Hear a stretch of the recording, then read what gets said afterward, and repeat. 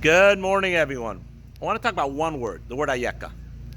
Where are you? So we talked about it yesterday, that God opened up a conversation to try to get Adam and Eve to admit their mistake. That was yesterday's talk. The question is, why did he use the word ayeka? Where are you? Could have said, hey, what's going on? Hey, what do you do? What's ayeka? Where are you? The commentaries point out that the word ayeka is interchangeable with the word echa. How did this happen? The word that Jeremiah uses to cry out about the destruction of the temple. How could this be? How did this happen? That the nation, the temple has been destroyed. What's the connection between the two? So I saw this beautiful idea. When God was using the word ayeka, where are you? He used that word specifically to teach Adam and all of us for the rest of generations, rest of time.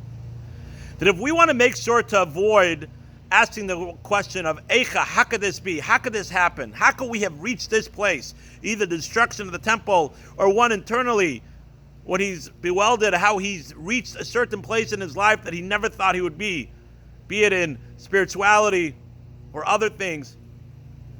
To avoid asking the word Eicha, how could it happen?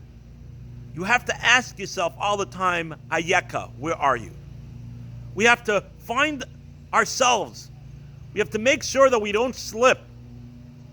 We have to constantly ask, Ayeka, where are you holding? Where are you holding in your Judaism? Where are you holding with your relationship with your spouse, your children, your co-workers? Ayeka, where are you holding? If you don't constantly ask yourself, you're going to slip. Because we get into a routine, we forget about things, and we slip.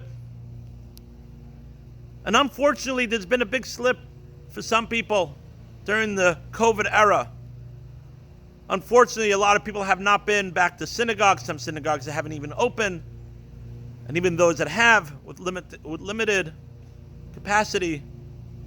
And when we're not back in synagogue, we're not involved in our daily spiritual actions, we slip. We slip of where we're holding. We don't really recognize it because it's a gradual, slow slip. And certain things that we would never have done 6 months ago or 8 months ago is okay now. And if we don't stop and ask ourselves, Ayeka, where are we holding? Unfortunately, maybe in 6 months or who knows when, we might ask, Ayeka, how did I end up here? I was doing so well 6 months ago, a year ago.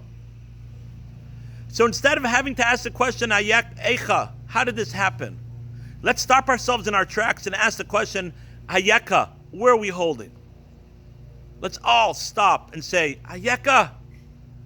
I don't want to have to ask the question, Eicha. Wishing everyone a beautiful day.